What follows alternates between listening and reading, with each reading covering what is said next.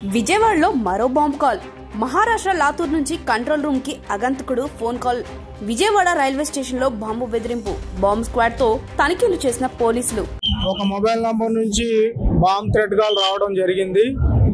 ఆ threat call లో ఏం చెప్పారంటే, పాకిస్తాన్ లో లాహోర్ నుంచి ఫోన్ చేస్తున్నాను, విజయవాడలో బాంబు పెట్టడం జరిగింది అని పోలీస్ కంట్రోల్ రూమ్కి ఫోన్ వచ్చింది.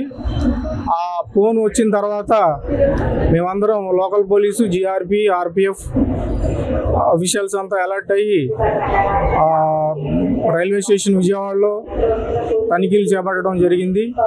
దీనికి bomb disposal squad, dog squad, GRP, local police, మా ఆర్పిఎఫ్ సిబ్బంది అందరం కలిసి విజయవాడ రైల్వే స్టేషన్లోని అన్ని ప్లాట్ఫామ్లు తరోగా చెక్ చేయడం జరిగింది. అయితే మనకి ఎటువంటి అనుమానాస్పదమైనటువంటి పదార్థాలు దొరకలేదు. ఈ టైంలో ఎల్టీటీఈ విశాఖపట్నం ట్రైన్ రావడం జరిగింది. ఈ మొబైల్ ఆర్ఆర్పేటలో లొకేట్ అయింది. సో ఆ టైంలో ఎల్టీటీఈ విశాఖపట్నం ట్రైన్ అక్కడ ఉండటం వల్ల ఒకవేళ దానిలో ఏమన్నా ఉంటుందేమని చెప్పి దాని దువాళ్ళ కూడా ఆ ట్రైన్ చేయించడం జరిగింది. అక్కడ కూడా ఎటువంటి అనుమానాస్పద పదార్థాలు దొరకలేదు.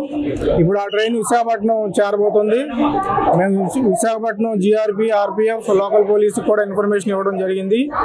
ఆ ట్రైన్ విశాఖపట్నంలో కూడా తరువుగా చెక్ చేయడం జరుగుతుంది. విజయవాడకు సంబంధించి అన్ని ప్లాట్ఫామ్స్, అనుమానాస్పద ప్లేస్లన్నీ తరువుగా చెక్ చేయడం జరిగింది.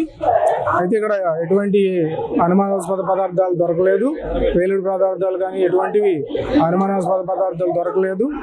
అందువల్ల ప్రయాణికులు ఎటువంటి భయపడాల్సిన పని లేదని చెప్పి ఇందుమూలంగా తెలియజేయడం అవుతుంది. Thank you.